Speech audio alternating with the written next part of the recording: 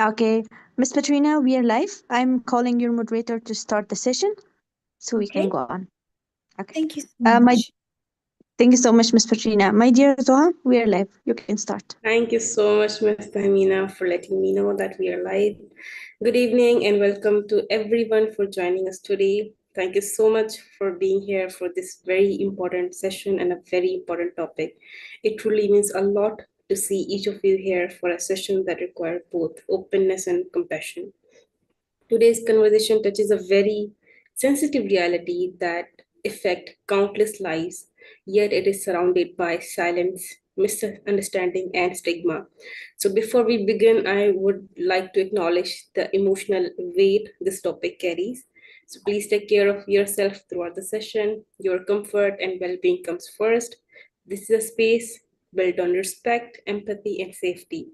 So our focus today, support and empowerment for survivor, is not just about service or system. It is about creating an environment where survivors feel seen, believed, and supported. So, we will discuss how to build truly safe, survivor centered spaces within our communities and institutions, how clear referral pathways to medical, legal, and protection services can transform a survivor's experience, and how trauma informed psychosocial support can become a bridge toward resilience and recovery. And at its core, this session is about shifting from intention to impact, from awareness to meaningful action. So it is very important and it is very good to see you all here for this important conversation.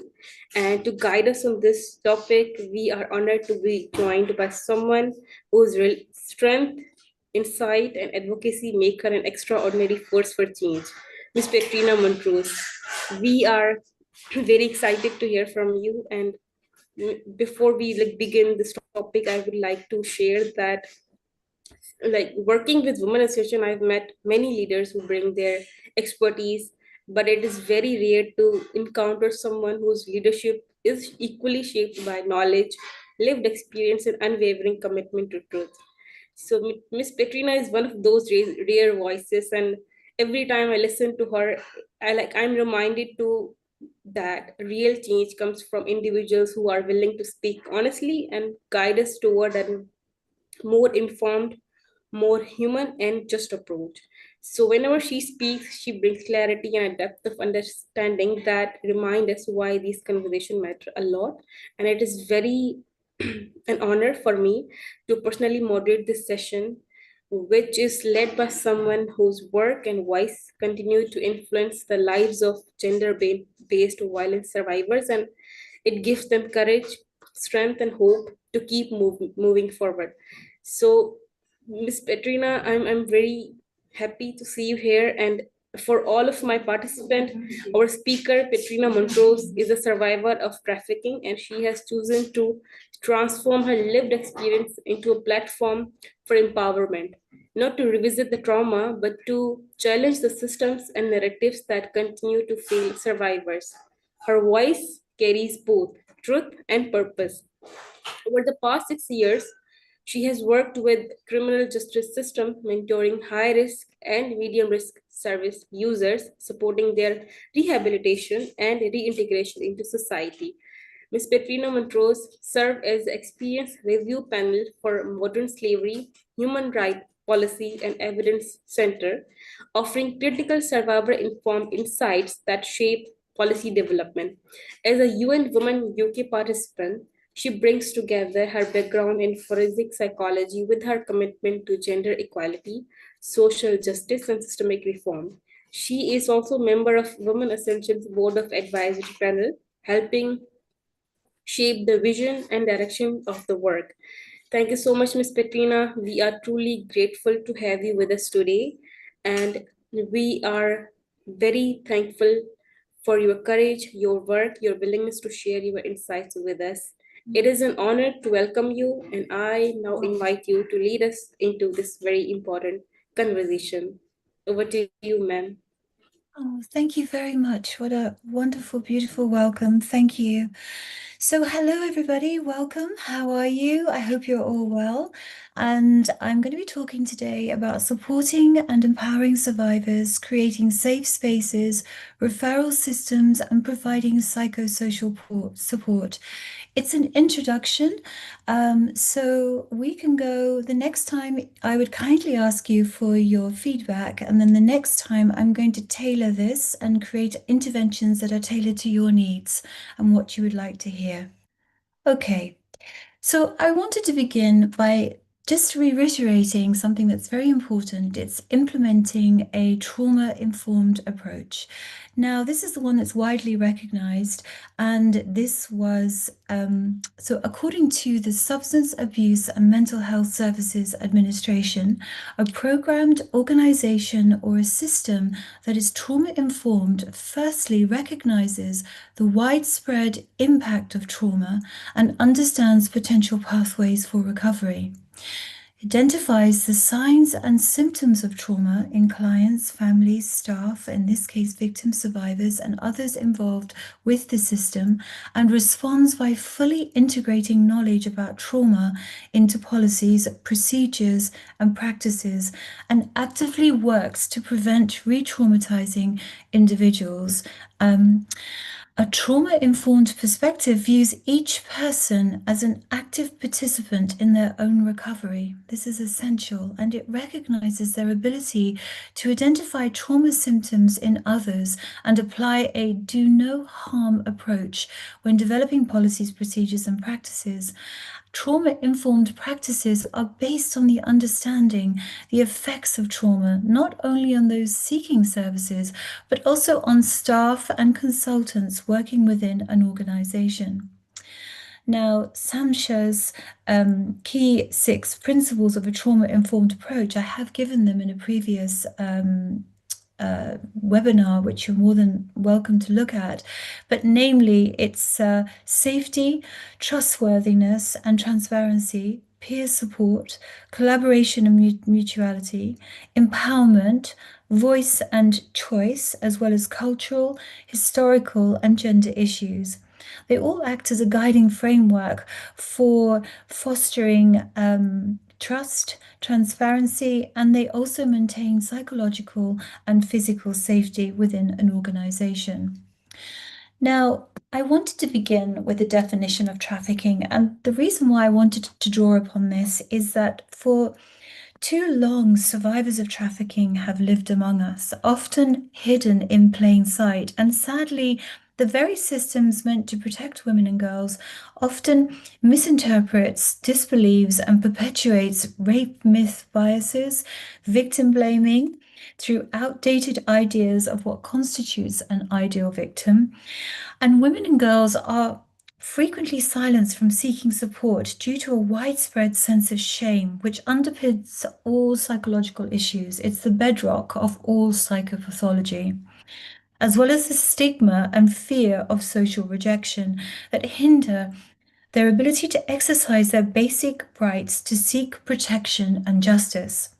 Now, the criminalization of victims for their sexual exploitation occurs while their trafficking status often remains undisclosed, driven by a fear of being incriminated by traffickers and perpetrators. And most women are unaware they're being trafficked, and many traffickers and sexual predators rely on psychological coercion rather than the physical force. Hence, we must enhance our understanding of a trauma-informed approach that recognizes, for example, trauma bonding, the relationship between a victim and their trafficker or perpetrator. And this is a phenomenon that's beginning to gain recognition. Okay, so why am I telling you this? I'm telling you this because I want you, really would like you to understand the definition and something around consent relating to sex trafficking.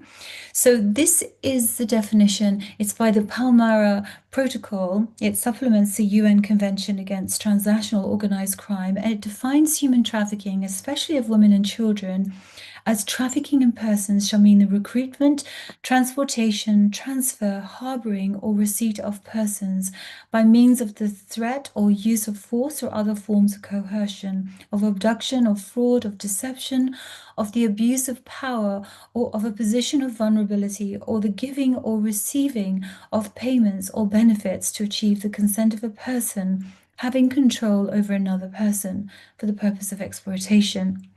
Exploitation shall include, at a minimum, the exploitation of the prostitution of others or other forms of sexual exploitation, forced labor or services, slavery or practices similar to slavery, servitude, or the removal of organs. Now, this is the important part that I want to draw to your attention. It's all important, but this is something that sometimes is overlooked. A victim's consent to exploitation is irrelevant if any means in subparagraph A are used. C, recruiting or transporting a child for exploitation is considered trafficking, even without means from subparagraph A or D. That the child means anybody under the age of 18. Why is this important? When an individual commits any of the specified acts with a minor under 18 years of age, the means element is not relevant, regardless of whether there is evidence of force, fraud, or coercion. The legislation in the United States and most countries worldwide explicitly prohibits the exploitation of children in commercial sex activities.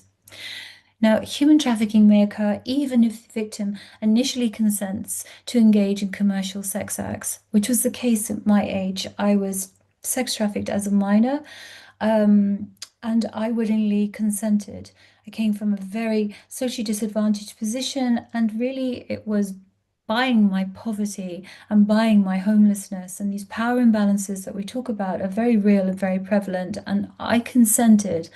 And that's where I stayed for a very long time and was consented into prostitution. But we could argue because of those power imbalances, it wasn't consent. It was transactional, and it was looking at and buying into what underlies all of this, which are the structural and social inequalities. But the primary focus is on the conduct of the trafficker rather than the victim's initial consent. Now, a trafficker may target an individual after they apply for employment or migrate to earn a livelihood. For me, I was told I was going to go and do modeling. The exploitative scheme of the trafficker, and my trafficker was a female, is what is significant, not the victim's prior consent or the capacity to give meaningful consent. Similarly, in cases of sex trafficking, an adult's victim initial willingness to participate in commercial sex is considered irrelevant if the perpetrator later employs force, fraud, or coercion to exploit or coerce continued participation. We could do a webinar just on this. It's a very actually important webinar to do, and I'd be happy to do that with you. But for the point of today, I just want you to hold this in mind. Now, we face a crucial issue regarding the protection of women and girls affected by gender-based violence. Is anyone listening? In the past 20 years, research has increasingly shed light on the voices of survivors and their historical oversight in national and international policies. Recent reports indicate that there's a backlash against women's rights, and it's occurring nearly 1 in 4 countries worldwide, with convictions for human trafficking decreasing by 38% since 2015, despite an increase in identified victims. So impunity remains a significant challenge. On a micro level, survivors in educational settings worldwide often report feeling dismissed, invalidated, and unsupported by various organizations, social institutions, and cultural groups. On a macro level, initiatives to provide survivors with interpersonal support, structural justice, and political accountability are frequently underfunded or deprioritized globally. Now, to cultivate a community devoid of violence, it is essential to establish secure and respectful environments. Addressing violence against women and enhancing their empowerment through preventative measures is a critical security concern that requires rigorous attention and strategic intervention. Additionally, it's essential to take steps to mitigate risks such as the disempowerment of women marginalized by gender inequality and to understand the dynamics of violence. Grasping the intricate relationship between violence and mental health is essential for developing health policies and mental health services in building secure and respectful environments. We need to debunk the myths surrounding gender-based violence, including the idea that women provoke rape through their clothing or behavior, and the false belief that rape is merely a crime of passion, which is deeply rooted in our societal norms and structures of broader society. By stigmatizing and blaming victims, such myths can diminish perpetrator accountability. In this context, many women and girls simply do not report sexual violence. Encouraging our community to listen, believe, and support survivors. As a recent report by the UN Women highlights that unlike physical injuries, the emotional and mental impacts are less visible and consequently under-prioritized. It further notes that public services are rarely planned with women's safety, recovery, and healing from violence in mind. This neglect highlights a troubling trend where the mental health of marginalized groups is overlooked and underfunded. It is vital to cultivate a deeper understanding of survivors' well-being, and educators play a crucial role in nurturing this well-being and promoting strategies for violence prevention. Now, the issue of gender-based violence and harmful gender practices, combined with the increasing male demand for sexual services and the heightened vulnerabilities of women and girls worldwide, significantly contribute to the trafficking of minors for sexual exploitation. These factors are essential for understanding the modus operandi of traffickers and perpetrators of sexual violence, including buyers, sellers, and intermediaries. And what do I mean by that? Well, I mean that the bystander effect is no longer a defense to say that you didn't know. We are all collectively and individually responsible. And the intermediaries mean that maybe in a nightclub, in a hotel foyer, in anywhere, in a cafe, in a restaurant, in any social setting and public setting, we're all held accountable now to be able to look and watch for signs of trafficking. They highlight the necessity for survivors and victims' ethical and safe participation within communities, institutions, and organizations.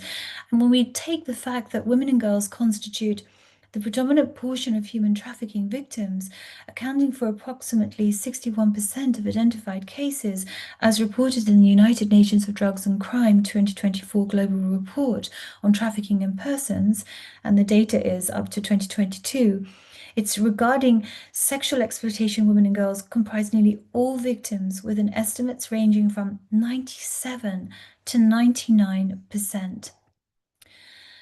So what can we do? I wanted to draw attention to some ethical areas that I feel are very important. There is a professional code of ethical conduct and behavior that we must adhere to, and they're based on 4 principal ethical principles. So respect, competence, responsibility, and integrity.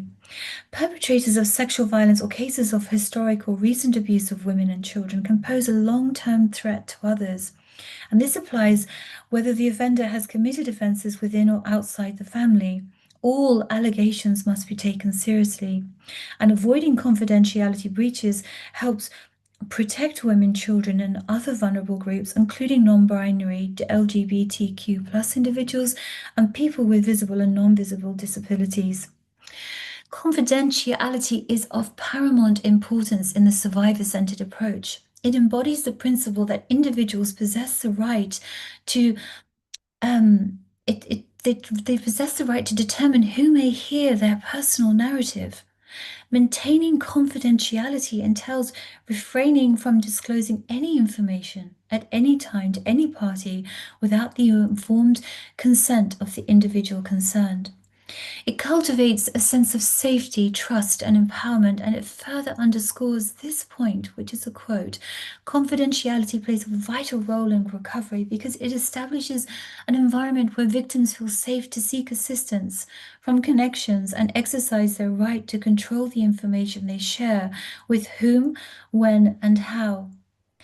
Now, if the survivor is an adult or threatens their own life or is directly threatening the safety of others, in which case referrals to life-saving services can be sought. If the survivor is a child or when there are concerns for his or her health or safety, when there are mandatory reporting policies for cases of sexual exploitation and abuse that involve humanitarian workers, then we have to breach confidentiality. But such circumstances arise when issues related to health, safety, security, or the welfare of the victim or survivor are at stake, or when there is a potential risk to others, especially in the context of legal or safeguarding duties. In exceptional cases, it may be imperative to breach clients' confidentiality either with or without immediate knowledge and consent. Now, survivors and victims feel at ease when seeking assistance, and we need to foster a therapeutic alliance. We need to build and develop a rapport. We need to formulate connections. And exercising control over personal information is not something that I advise. We're meeting people as sentient beings, respecting their self-worth, their self-dignity, and their right to be self-determined, and their right to make choices in the therapeutic relationship that we build and develop premised on trust. And it's giving survivors the right to decide what details they want to share with whom, and it's also confidentiality in handling gender-based violence. It's an ethical obligation, and it's also a practical requirement. Now, confidentiality constitutes an ethical principle in the documentation of when we document sexual violence. And it requires, I've said, practitioners or psychologists or humanitarian first responders, professionals in general, to safeguard the information they collect and to uphold this principle throughout the whole documentation process. And that depends if you take a full case history or whatever you do to just to make a full in very in-depth documentation process. And there is an art to that, which I can talk about, and we can talk about that later. But data pertaining to victims and witnesses should be gathered, utilized, shared, and stored in a manner that maintains confidentiality. It depends on the specific context. The measures should be implemented to protect not only the identities of victims and witnesses, but also any related identifying information, any information collected, referrals made, and protective measures taken. This is of the utmost importance.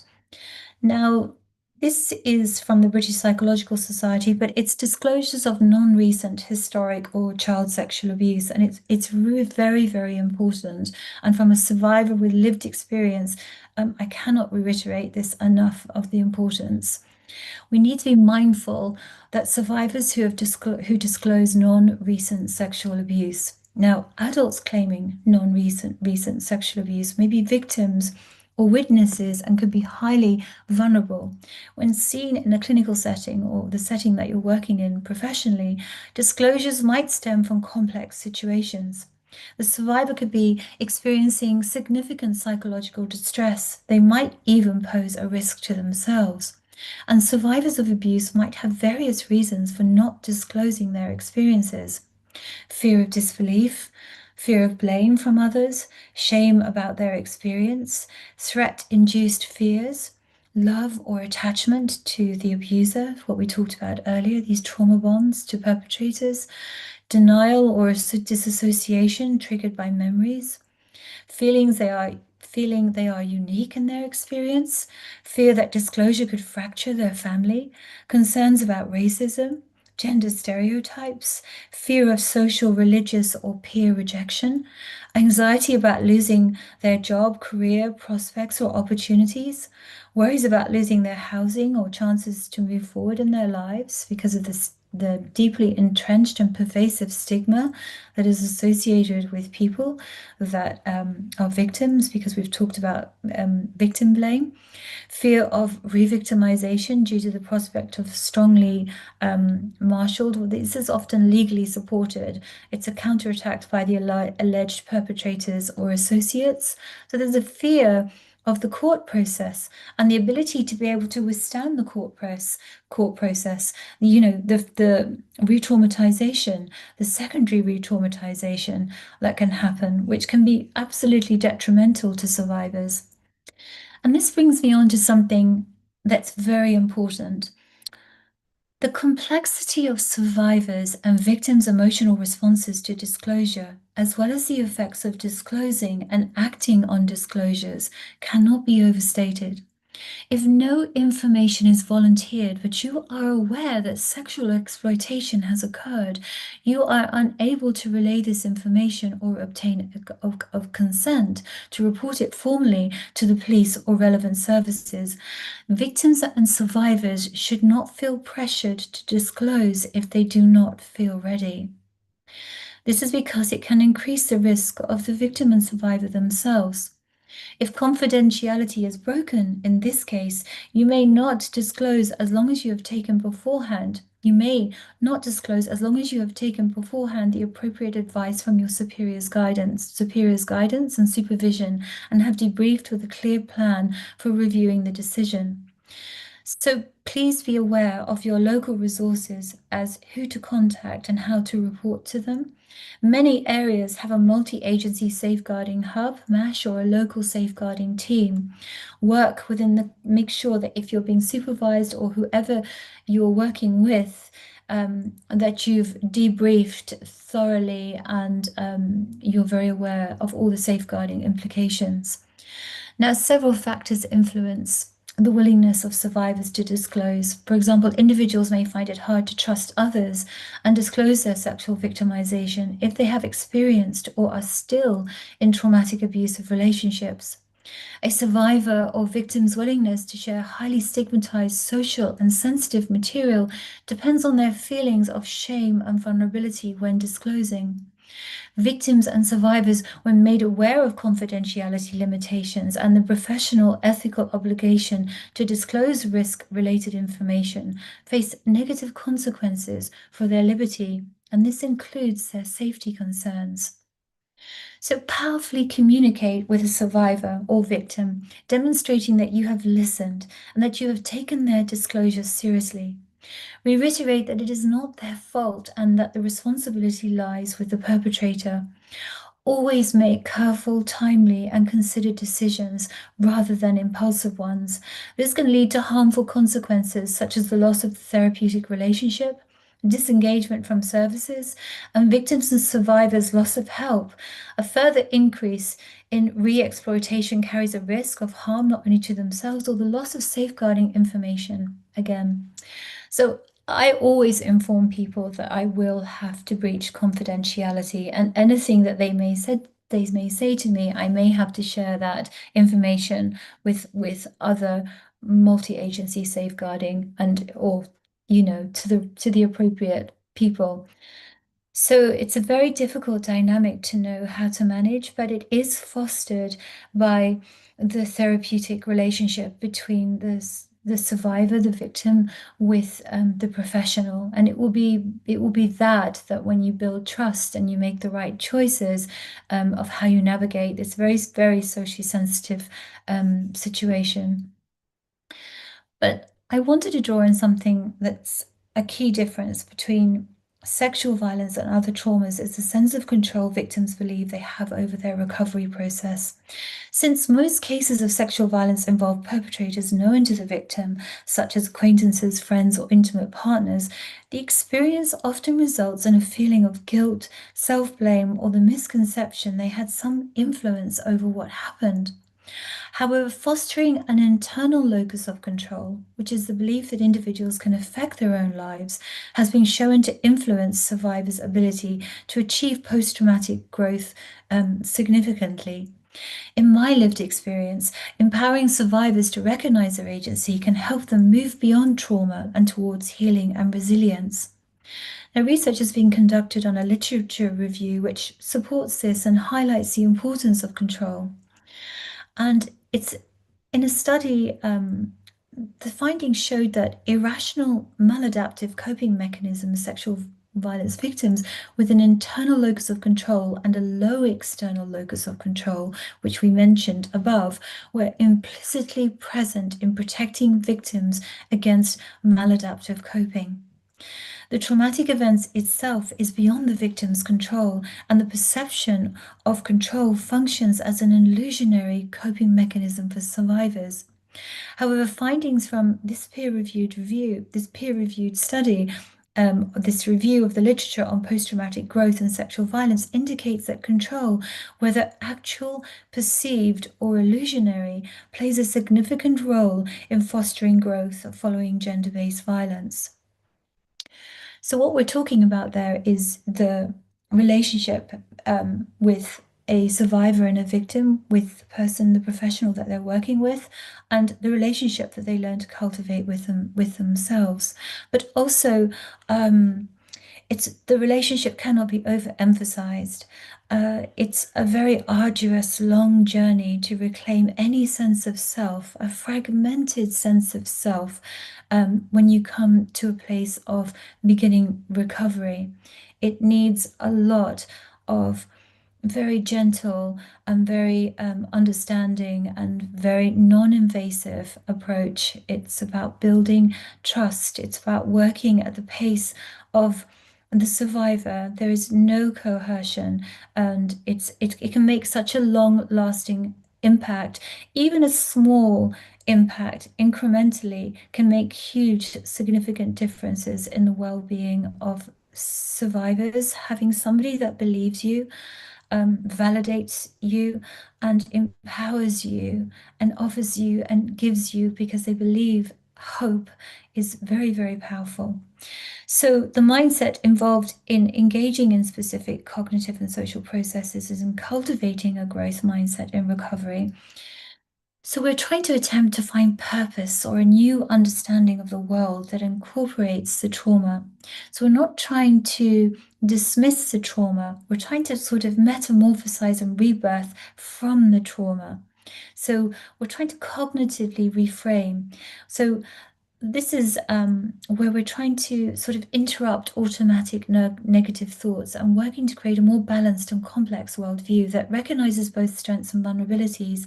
Very often, survivors and victims, they have a negative worldview, they have a negative perception of themselves, of others in the world, are highly mistrustful, and have a very damaged relationship to help.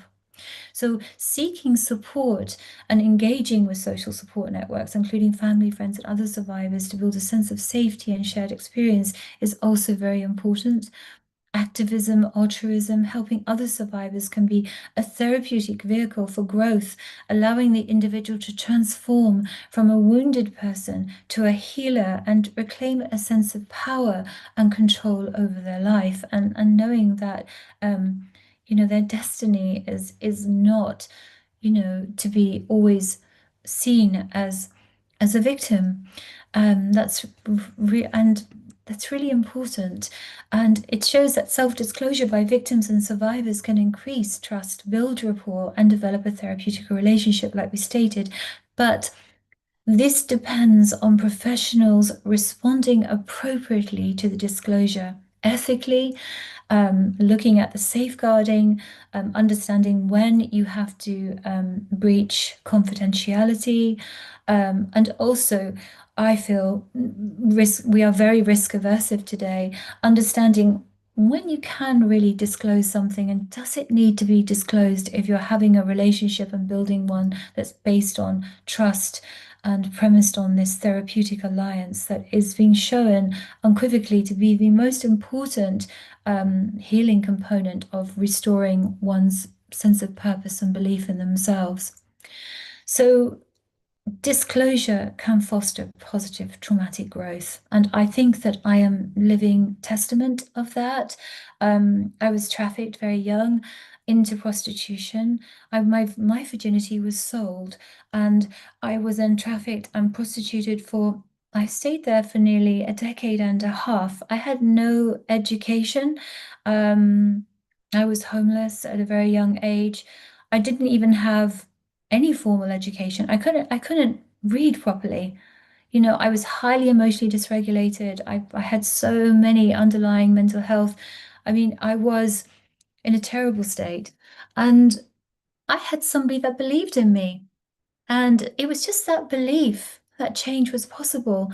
And it took 14 years to re-educate myself, 14 years and that was because when you develop a sense of belief that you can do this, yeah, you are more than a destiny that is proclaimed by sexual servitude. And I always used to ask myself, well, what is the alternative? And the alternative wasn't an option for me, because this was my life and it was unlived and it didn't feel fair and it wasn't by my own choice. So change is possible and we can be the instigators of change. We hold a huge amount of responsibility, and I believe in every single one of you that you have that potential and that ability, because we're here together, we're standing here in solidarity to make that change. So we can foster post-traumatic growth and we can help, as I've talked about quite conclusively in other webinars I've done, we can help to emotionally regulate, manage emotions during stress we can encourage the perception that complicated feelings that can be processed and managed effectively, not suppressed. We don't need to be silenced. I think that's a really important point. And in addition to safety and confidentiality, before I go on, the prevention of exploitation victims and survivors, we must have consent and they must want to voluntarily engage with services. And this aligns with the ethical principle, for which I've just discussed, of autonomy or respect for victims and survivors' rights to be self-determining. So I think we have talked about that, but I also wanted to share with you as well that in my lived experience, I found that having more control over my recovery rather than being has as you know, because I was sex trafficked as a minor, has led to a positive mindship, because it promotes not only self-regulation, but it promotes forgiveness. You know, it promotes choice and the right to be self-determined in my own life's trajectory. And this trajectory is not defined by what happened to me through my trauma, but rather by a choice now, how I choose to cope. And that really does create a long-lasting impact. And the impact of sexual abuse on mental health can be very long-lasting and significant, especially if individuals do not receive supportive responses when they disclose, nor gain access to specialist evidence-based interventions. It's crucial to challenge attitudes that imply survivors of abuse cannot recover from traumatic experiences.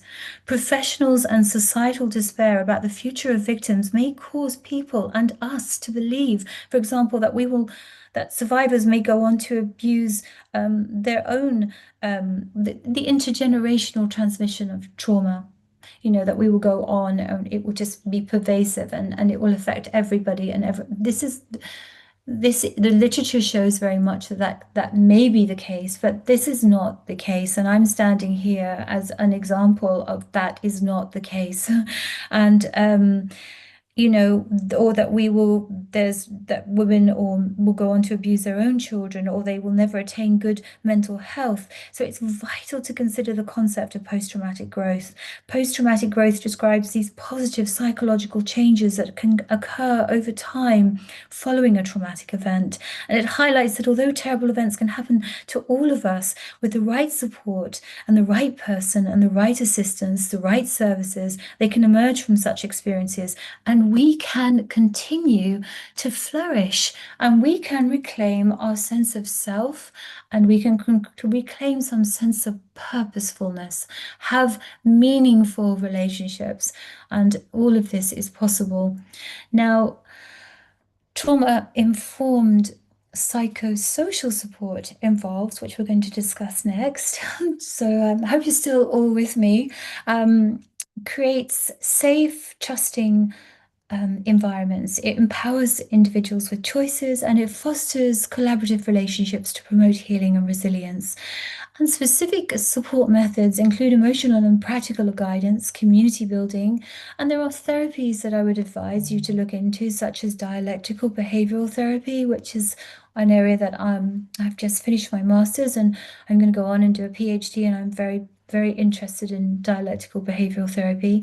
Eye movement desensitization and reprocessing, that's also very good. There are core principles and practices, as always, when we take a biopsychosocial approach, which we have discussed, which we're reiterating, is safety. We foster a physically and emotionally secure environment where individuals feel safe and respected. Trust, we foster reliable relationships by maintaining consistent and transparent communication. Empowerment, we concentrate on individual strengths, support their development of coping skills, and give them a voice in their care. We've discussed this. Engage individuals in decisions about their care and treatment to foster a sense of control. And we partner with individuals and their families to create tailored support plans. Now, the biopsychosocial model is a comprehensive framework that posits health and illness are determined by dynamic interaction between a biological, psychological, and social factors. This holistic approach is highly effective for survivors of gender-based violence because it addresses the multifaceted nature of gender-based violence. It's developed by George Ingle in the 1970s, and it moved beyond a purely biomedical view because it emphasizes that a person's genetic makeup, their biology, their mental health and behavior, psychology, social and cultural context, social factors, all play a crucial interrelated role in their overall well-being. Now, the biological factors includes all individuals' genetic predispositions, physiological responses to stress, that's the central nervous, endocrine, and immune system dysregulation, and any physical injuries or health conditions resulting from violence. The psychological factors, this encompasses thoughts, emotions, behaviors, coping mechanisms, pre-existing mental health conditions, anxiety, depression, and the development of trauma-related symptoms such as PTSD or nightmares.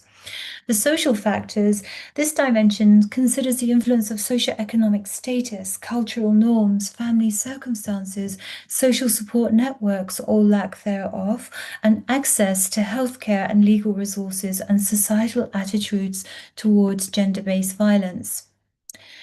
So the biopsychosocial model is beneficial for gender-based violence because it offers a holistic, person-centered, and trauma-informed approach to recovery. It addresses the full spectrum of harm, and it has a profound physical, psychological, and social consequences. It recognizes interconnectedness, and that I think is so important, and it highlights how factors influence one another. So, for example, social isolation can exacerbate psychological trauma, which can in turn manifest as physical health problems such as sleep disorders or gastrointestinal issues. Interventions can target multiple points in this cycle for more effective healing. It reduces victim blaming and stigma by recognizing that health outcomes are shaped by complex interactions of factors, including societal norms that perpetuate violence. The model helps shift the focus away from the individual weakness and towards a more supportive, less judgmental environment. And it promotes tailored interventions.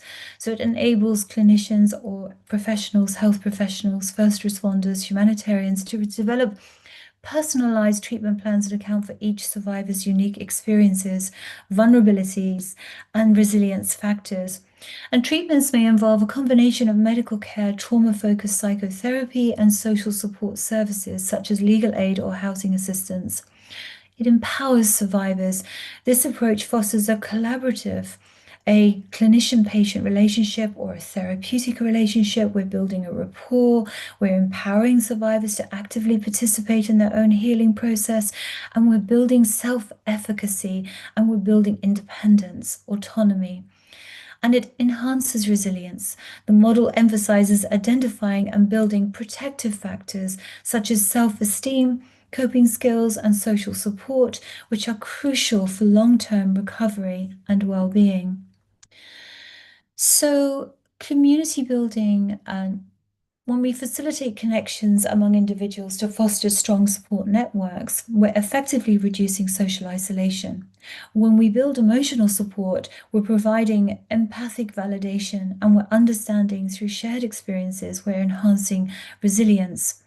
So, effective psychosocial support can be delivered through a variety of professional and community-based interventions and counseling and therapy. This is professional, confidential therapy is highly effective, and it specializes in trauma-focused therapy, which is something that I strongly advocate for. I've had a lot of trauma therapy in my lifetime. Trauma-focused cognitive behavioral therapy, which helps individuals identify and modify negative beliefs and thought patterns related to the trauma. With just eye movement desensitization and reprocessing, EMDR, it's a technique designed to help reprocess traumatic memories through guided bilateral simulations, so eye movements. Exposure therapy, this involves gradual and safely exposing individuals to trauma-related thoughts, feelings, and situations to reduce anxiety over time. And interpersonal psychotherapy.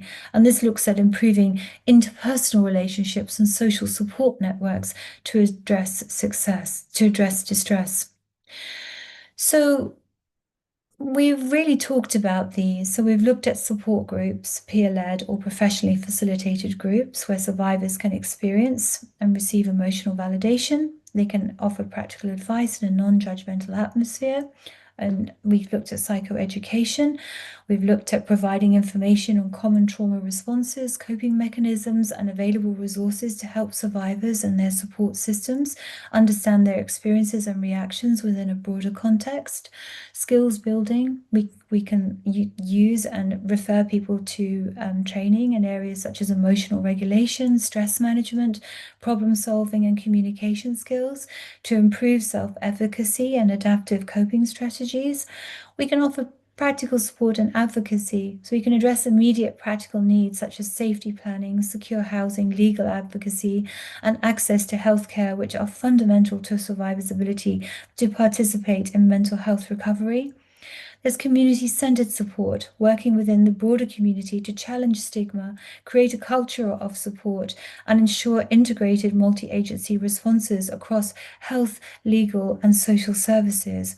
And by integrating these trauma-informed principles and evidence-based interventions, support systems can minimize the risk of re-traumatization, and we can create an environment where victims and survivors of gender-based violence can heal and thrive. So educational systems, and we're nearly finished. Educational systems are a platform for advocacy against gender-based violence. The well-being of women and girls affected by gender-based violence is a critical concern in global policy. Addressing this issue is paramount. This emphasizes is especially relevant due to the recognized link between gender-based violence and the development of severe complex post-traumatic stress disorder, along with persistent disturbances in emotional regulation, self-agency, and interpersonal relationships. The dominant discourse on survivors' well-being often wrongly attributes sole responsibility to those affected, emphasizing that lifestyle changes and self-care strategies. This perspective can unintentionally imply that individuals can reclaim their agency without sufficiently considering the broader societal context that heavily influences it. Most interventions aimed at enhancing well-being in cases of gender-based violence tend to concentrate on individualistic methods and providing psychosocial support, such as we've discussed, and training in healthy coping mechanisms and self-care practices.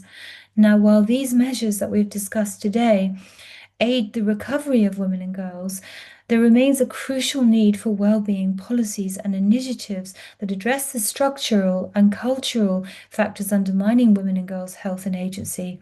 That this includes forms of sexism and contributes to survivors' disbelief and the stigma that leads to their feeling ostracized within their communities. So we don't want to I think that's the last slide. We don't want to hand responsibility to survivors for their own well-being. We want to work together in unison, in solidarity, and building and creating a safe space. Thank you so much.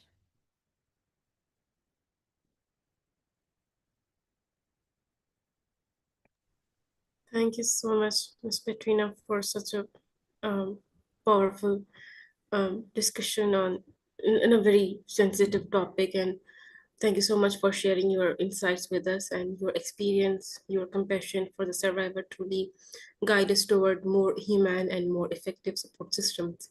So we appreciate your clarity and depth that you have brought to this conversation, and I hope that we will have many more sessions on topic like this one, because it is very important discussion, and getting an information as much as we can on this particular topic is important, because only then we can help people in our communities, in our surroundings, and in like anywhere we don't even know. So I hope that we will have many more sessions on this topic in depth. So, and I'm really sure that everyone here is taking away something meaningful from your work. So again, thank you so much, Ms. Petrina. And Thank you. I I just, now invite all of our participants to share their reflections and questions in the chat. And thank you so much to those who already have. And if anyone want to unmute themselves and ask the question or share anything, please, you can unmute yourself. But first you need to raise your hand, and then we will take your name. So before that, let's see, there are a few questions available. The first one is asked by Ms. Kanvi, that how can we ensure confidentiality and trust while supporting the survivors? so how can we, sorry, I'm just going to write these down. So how Exactly. can we ensure confidentiality And trust while and supporting trust in survivors. supporting survivors? Yeah, so, well, with what we talked about, thank you very, very much for the question, by the way. It's what we actually talked about. It's about building a rapport. It's mostly about building a rapport and building a therapeutic alliance. We have to be careful because, when we say we're building a rapport, it has to be one that as we've discussed, is premised on trust, but it's also one that is about empowering survivors and enabling them and helping them to make their own choices. So I think it's all about building a relationship with the person that you're working with, but it's a therapeutic relationship, it's a professional relationship, it's not one that's befriending. And I think that builds trust. And you work with the survivor going at their pace. You look at the objectives that maybe are set forth, or the areas that you want to work on together, or areas that you're looking to help and support in. And you work together towards those. I think being reliable, being on time, being very mindful of the language that you use, of how you may inadvertently position another person, looking at the power imbalance that plays out, the vulnerability, and those disparities that may exist implicitly without awareness. So it's just fostering a very inclusive, safe space where you actually actively listen. And through listening and opening up that dialogue and asking open questions and having that, rapport, I think that's how you foster trust, and that's how you foster confidentiality. Has that answered the question, or did you want it to be more about confidentiality? Because Thank you, ma'am. You have answered it really well. Thank you. yes, yeah, good. I'm so pleased. Thank you so much, Ms. Petrina. There is one participant raising their hand. Please unmute yourself and then interact with our speaker.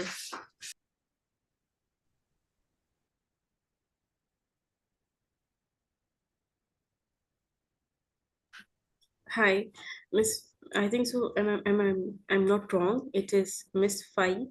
Could you please unmute yourself and interact with our speaker?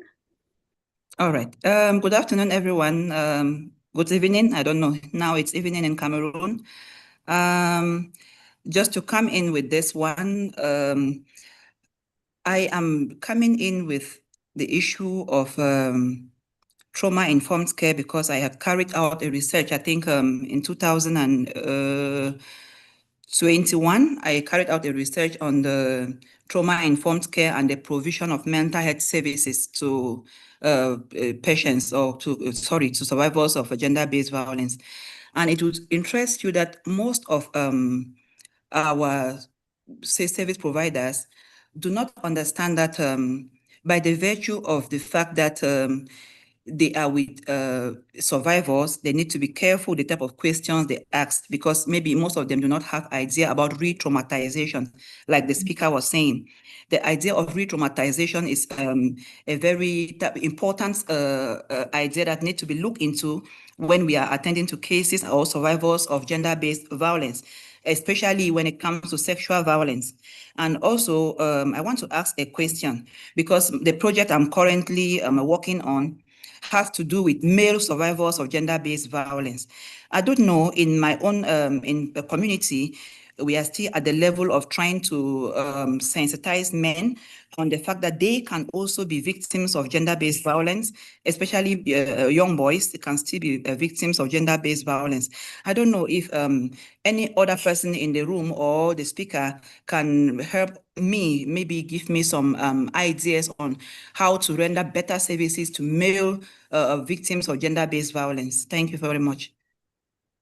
Well, thank you very much, and thank you so much for your questions. And wow, what the wonderful work that you're doing, and your feedback on today would be very interesting, as if you felt that I covered all the areas that were important. So, yeah, thank you. So regarding men and boys, so I think how well that might be something that we could discuss. Maybe you could DM me on my LinkedIn. I mean, I think men and boys are more likely to harm themselves and others and less likely to talk about it. So I think in order to prevent violence and abuse from taking place, there is a necessity, as you said, to stimulate a broader discussion about gendered violence, bringing men and boys into the conversation and exploring their involvement. In ending also domestic abuse and interpersonal violence and linking this with other big issues and pressures that we now know is brought to our attention that men are facing and boys. I think from the experiences of abuse, either abuse that, yeah, I would have to think about that. I mean, what does that look like? And I think it would have to be, I'd need to give it some thought, but I think I would gladly discuss with you and DM and discuss with you. It's I think there's been a lot of research on young men and boys and male survivors, particularly, is now coming more to the more forefront. But I think 80% of researchers suggested that their mental health was affected a lot by the behavior they'd experienced. And I think somebody said 58% did not receive the help or support. That's what I have read, and within the literature, I have no experience of it. But the most common reasons for this were that support was not available for male victims. So I don't think I can answer your question. I don't have enough experience to be able to answer it, but I think the most common behaviors experienced are, need to be, I think we just need to we need to bring it to the conversation, definitely. And the research that you're doing would be incredible, and I would love to read it and know your thoughts on it. But I think I don't know enough to be able to. It's difficult for somebody that's a survivor as well and a victim, because disproportionately women are affected and girls are affected by gender-based violence. And so we have to sort of really work very hard at freeing ourselves from these societal norms and really looking at our own biases and preempting them, especially when it comes to helping men and boys that are suffering. So it's a very socially sensitive subject, and it's one that definitely needs to be taken into consideration. But it is still such a small subset of the population. But nevertheless, 1% is 100%. And yeah, I think the work you're doing is incredible. Thank you.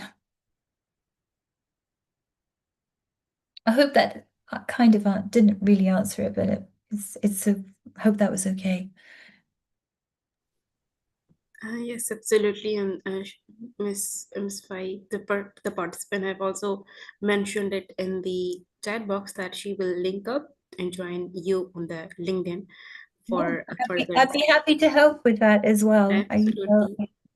And I So think so it is also important to discuss both of the gender, not both, but all of the genders when we are discussing about the gender-based violence.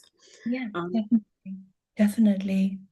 there was another question that was asked by Ms. Kanvi, that what signs indicate that a survivor feels safe enough to share their story? What signs indicate that a survivor feels, that's a very good question, a survivor feels safe to share their story? Right, let me have to think about that one. The question is, what signs indicate that? Yeah, we would have, you know, I don't think there are. I would actually say that there aren't. They're not. They're general signs of trauma. So, I mean, a survivor's experience is based on the trauma that has occurred. So I think it will, again, it comes back to, survivors of trauma, particularly complex trauma, they often exhibit signs relating to emotional regulation, memory, and the narrative, and their ability to be able to have a consistency in a narrative. So I think regardless of for me, I think I would answer that as, I think you would have to hold a very open space, because you may find that there is difficulty articulating the distress. So survivors may struggle to form a clear and coherent narrative of their experience. There may be a lot of so yes, I would say when there's a lot of emotional dysregulation, there's a likelihood of ongoing difficulty regulating emotions such as anger and anxiety. There's a lot of memory problems and issues that the research has suggested, and I know that I've experienced. So they have long-term issues with short-term memory or slower processing speed. So I think that you have to work at the pace of the person that you're working with. I think you have to, if you find that you've had, I think the most important thing is to re-traumatize and have something called secondary re-victimization, and also vicarious re-traumatization of yourself. So you take it at a pace which is often mediated by yourself, of where you feel you sense that the survivor is capable of going, by taking into a safeguarding consideration, and you can always pick it up and put it back down again. So you just always ask how somebody's feeling, and if they're comfortable, and if they would like to continue, and you always give them that choice that, if this is difficult, we can stop.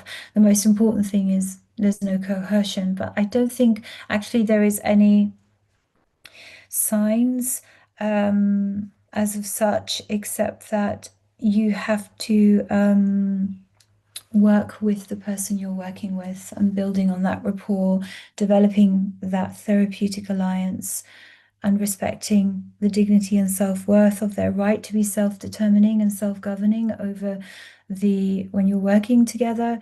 And when you harness that kind of level of respect for somebody that's very vulnerable, you are empowering them. And when you empower them, you foster trust. And when you foster trust, you have openness.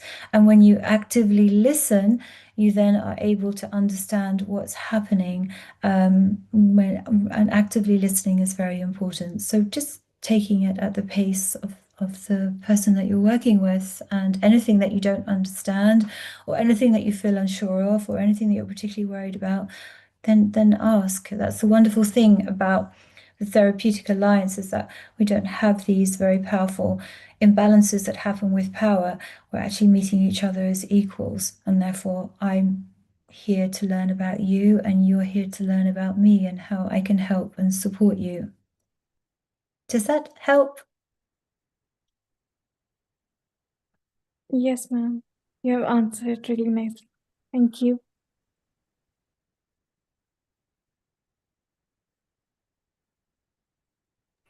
Thank you so much, ma'am. And I hope that Convi is clear about her question. And there's another one that is asked by Ms. Chiamo, and she is asking that how can survivors overcome the fear of denouncing sexual violence by close family members and friends?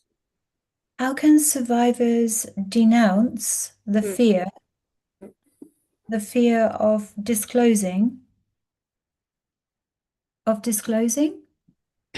Denouncing the sexual violence by the close family members and friends. How Oh, can they denounce the fear overcome of. the fear?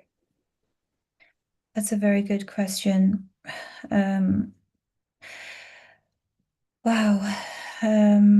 So how from okay. I need to think about how I answer this. That's a really good question, and I think the most important thing that you can do if you sense that somebody is experiencing or has experiencing or is experiencing sexual violence. And very often what happens is that you might be afraid of doing the wrong thing. But you don't have to be an expert, may I say that.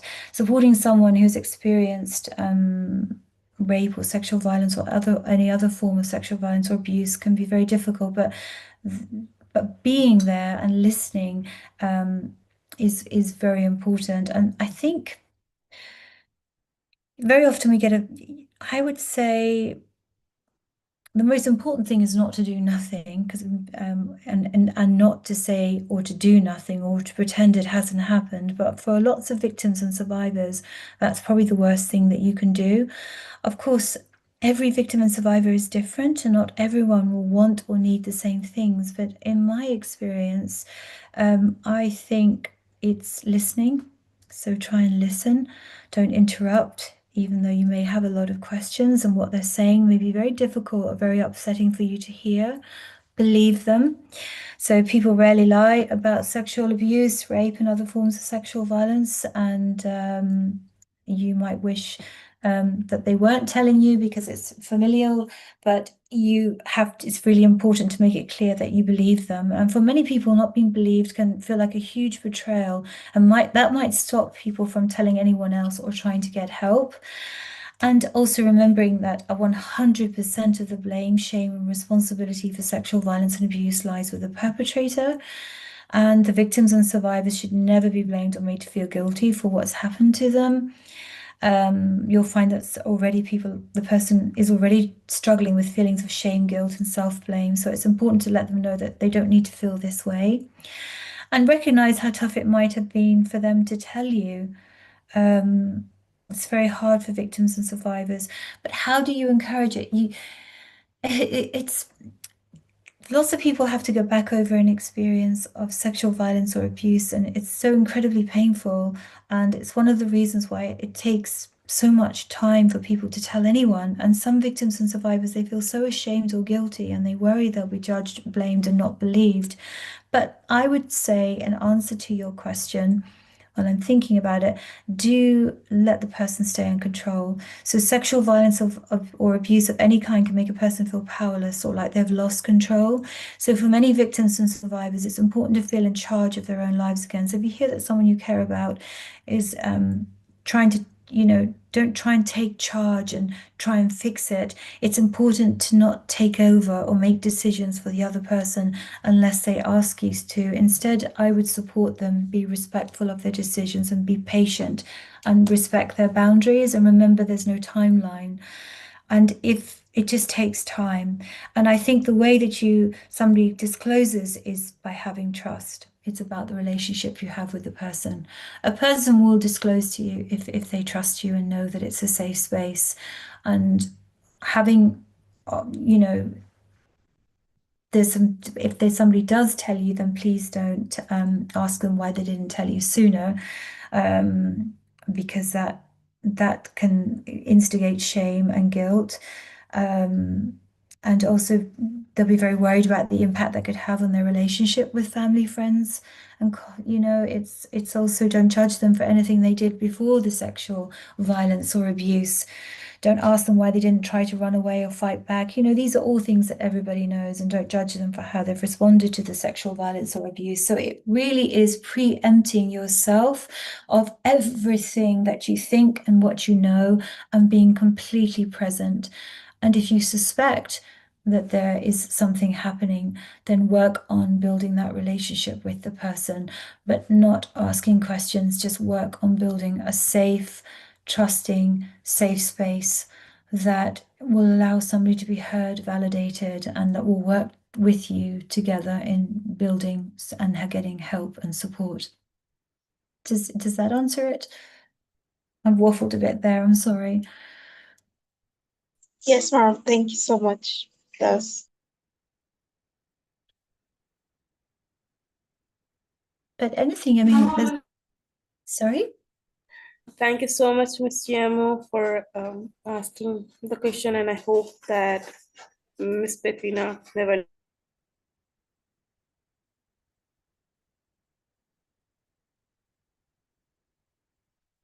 I would like to ask that how do we know that the survivor need our support or our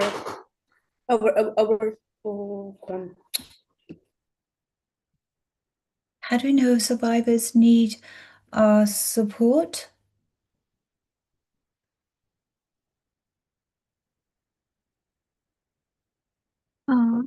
I guess there's some connectivity issues from the moderator side. So yeah, she will be back in just right now. Yes, Ms. Zoa, we actually lost you. You can proceed. I'm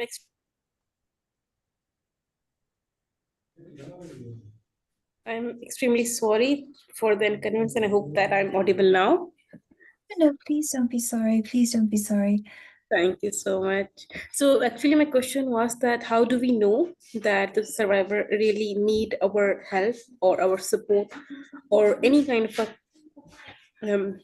I would say a contribution from us, or they need to be they need some privacy, some isolation for healing, because sometimes I feel like they need their time, their space for healing, but we maybe are interrupting them. So how do we know and we are aware of our people in our surrounding? Well, I think it's a wonderful question, and thank you for asking. I think survivors may need support due to various things, so emotional, psychological, and there's a lot of practical challenges resulting from their trauma. So they need help when you observe, I would say, specific behavioral changes. So they disclose their experiences, or they express a lack of self-confidence or fear. And I think the key indicators that support is needed is that survivors often exhibit a range of reactions to abnormal situations. So these can be behavioral, emotional, but I'll give you some examples and I hope I make sense. So if you see, and I hope I'm answering the question, so if I'm not, please interject. You may see panic attacks, you may see nightmares, you may see, you may find that the survivor or victim is isolating themselves from friends, family, and colleagues. There may be a change in mood, sleep, or eating patterns, which can be symptoms of anxiety and depression. There may be a lack of self-confidence and difficulty. You may find that you see certain people that that are struggling to make decisions and sometimes lack of self-confidence and difficulty making decisions is often due to the perpetrators controlling choices. There's a something there that you may need to look into deeper. There's a denial. I think you may see self-harm or constant nail biting. There's lots of behavioral changes that you may see. The second part of your question, did you want to know so I understand. So you want to know if a person, if they want to isolate themselves, or they want to be alone, or they want to be silent, or are you asking how do you honor that, or are you asking sorry, I've missed the last bit of it because Yeah. So I'm trying to understand that should we like let them have their isolated a period, or if they have space and we do not interrupt them during that period, or should we like do something for them, not consciously, but in a way that they don't know, but then we are there. So I don't know, like being a survivor, do they need their space for growth, or being with them really helps them a lot in a better way? Because since they are very vulnerable and they are very, I would say, sensitive about things, so how can we contribute to their journey of growth after that traumatic experience? That's a wonderful question. So I think the most important thing is, as we've discussed, is we believe the survivor, we listen without judgment, and we can initiate a conversation by mentioning specific observations in a caring way. So you could say, I haven't seen much of you recently. Is everything okay? You don't seem yourself. Are you all right? You know, I'm here for you. Or allow them to control the pace of what it is that they're feeling and where they wish to situate themselves. I think ask them, you know, what they need from you rather than assuming you know what is best. So for professional, but I think I'm going to answer it from my own lived experience, and I'm not going to answer it from actually a research place and always thinking professionally. I think I'm going to answer it from a lived experience, because I actually feel that you really don't know how to deal with such overwhelming situation that you feel quite powerless in, that you actually may have even normalized it. You actually can be feeling so full of so many destructive emotions and shame that actually you wouldn't even really know how to articulate what you're thinking or what you're feeling because of the fear aspects of it. So I think, I mean, I would be advising just to always take safeguarding principles and just asking, you know, building a relationship and asking that person what they need. When you have a person that you can trust, you won't isolate yourself as much.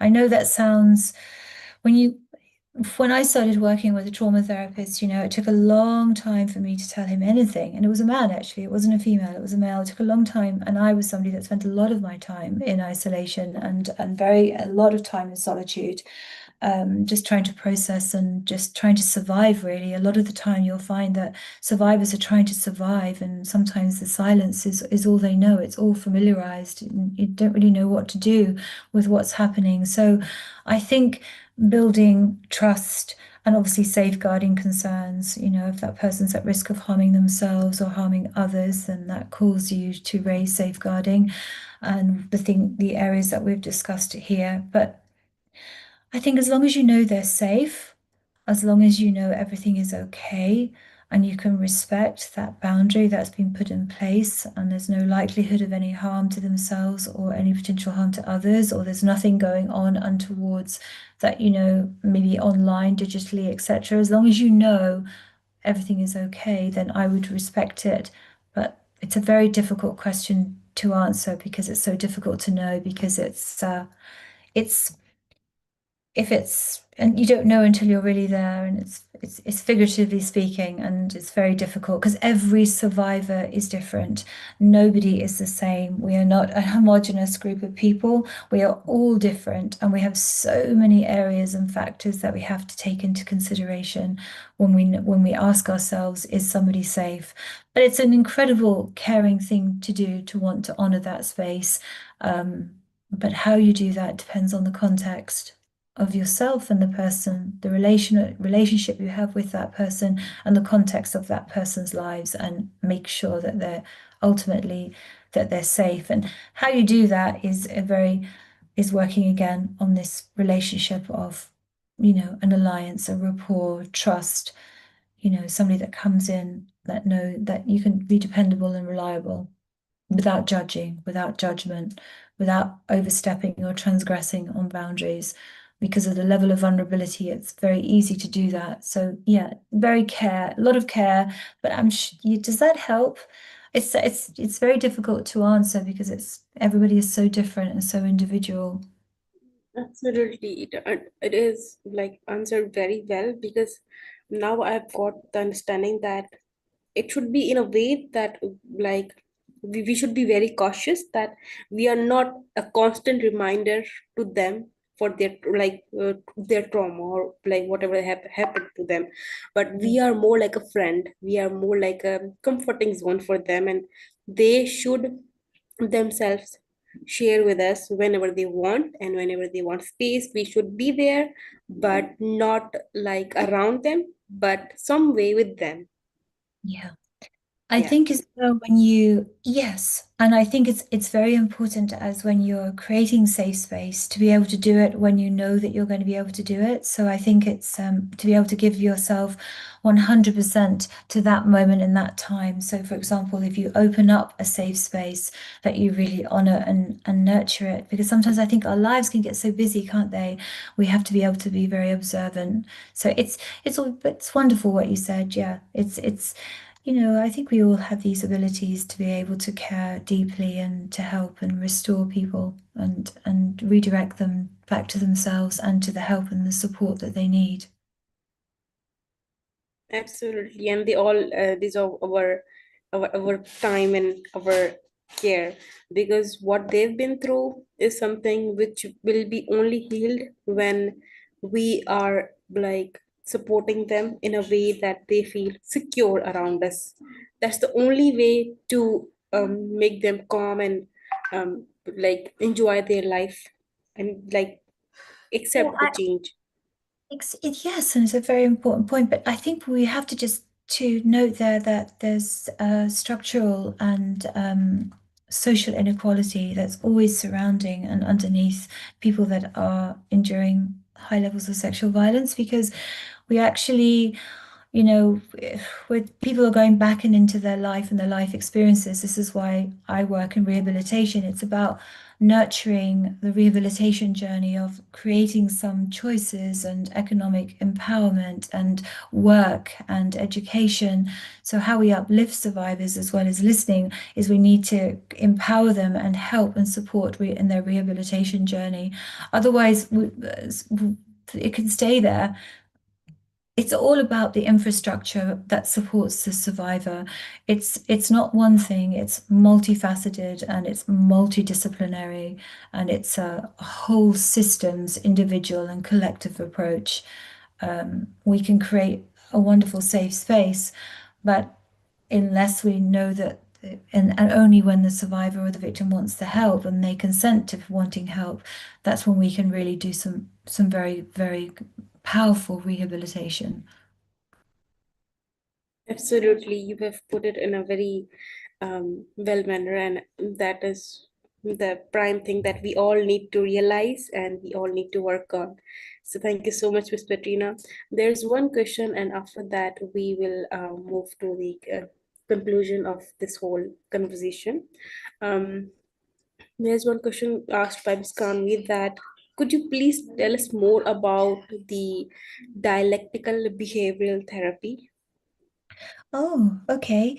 So, dialectical behavioral therapy. Yes, well, this is an area that I'm particularly very interested in, and it's basically it's it's dialectical behavior therapy. It's a type of talk therapy that teaches skills to manage intense emotions and change very unhelpful behaviors like maladaptive or irrational kind of coping mechanisms. It combines acceptance and change, so it helps people to accept their feelings. So it's like a radical acceptance of their feelings, but while also working to change their behaviors. So DBT is often used to treat conditions associated with very intense emotions, such as borderline personality, and it also can help with issues like self-harm and suicidal thoughts.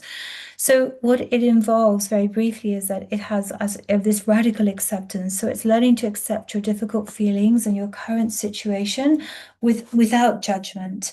It's developing new skills and strategies to change unhelpful behaviors and thoughts. And it's like, I would say, mindfulness. So it's being present and aware without judgment of your own thoughts. It's got something called distress tolerance. So it's managing emotional distress in the moment without making things worse. That's a very important point. It's about emotional regulation. So it's understanding and changing your emotions. And it's interpersonal effectiveness, which is what I love, is that it improves communication and it improves your relationships.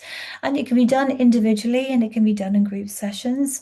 So it can include a one-on-one or it can be group sessions, but it has for me a real world application because the therapists, they provide sort of coaching to sort of help you apply skills in real life situations, and I like that the most because it's how I can be how I can help somebody when they're outside, and it's a real world life application of it. And you may be asked to carry a diary, which I love. So journaling to track your emotions and how you use your skills, and then you review them with your therapist. But it's mostly used for suicidal thoughts or behaviors, difficulties with relationships, feelings of emptiness, other conditions like, substance abuse, which is an area I'm particularly very interested in. And of course, it's very good for gender-based violence because of the emotional dysregulation. And sometimes there's a huge inability to be able to accept our life circumstances and emotions, and being really highly triggered and being very dysregulated. It's wonderful at doing that. So yeah, it's a talking therapy basically, and it's a cognitive behavioral therapy. And I hope that kind of makes sense. And it's also sort of, it helps you to understand and accept your difficult feelings and be able to make positive changes in your life. But I think the last thing I'll say on it dialectical means to try to understand how two things seem opposite but could both be true. For example, accepting yourself and changing your behavior might feel very contradictory, but dialectical behavioral therapy teaches us that it's possible for you to achieve both of these goals together. So yeah, I think it's I think it's really, it's what I'm going to go on and study, and I'm going to relate it into the context of gender-based violence. And that's what I'm thinking of doing my PhD in. So we'll see.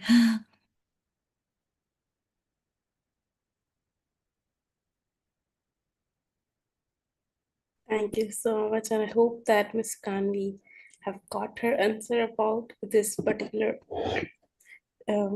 question.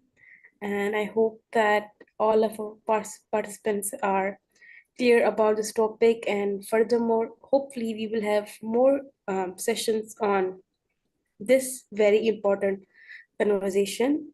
But for today, we are now going to conclude because I think it is now the time to end this conversation, because it requires a lot of time and a lot of efforts to talk on this topic. And as much as we do, it's never enough, because this is something which require a lot of discussion. So thank you so much, Ms. Petrina, for reminding us that healing begins the moment someone feels believed and supported. And thank you to each participant for holding this space with so much empathy and the courage to come up and discuss about this topic.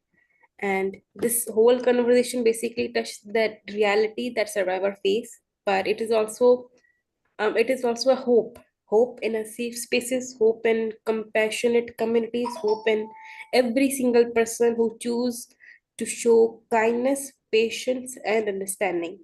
So before we end this topic, I want to honor the courage of survivors everywhere, those who speak, those who stay silent, those who are still finding their ways toward safety. May we meet each other's story with tenderness, and may we all have the time and the eagerness to learn about this particular topic and help the people in our surroundings, and basically encourage our all of the communities to work on this particular issue and help our survivors to overcome their traumatic experience. So thank you so much, Ms. Petrina. You have given us a deeply powerful, comprehensive understanding of trauma-informed psychosocial support for survivors of gender-based violence. And hearing you speak not only as a practitioner but also as a survivor yourself is a profound reminder that recovery, renewal, and post-traumatic growth are possible when the right system of care surround a person.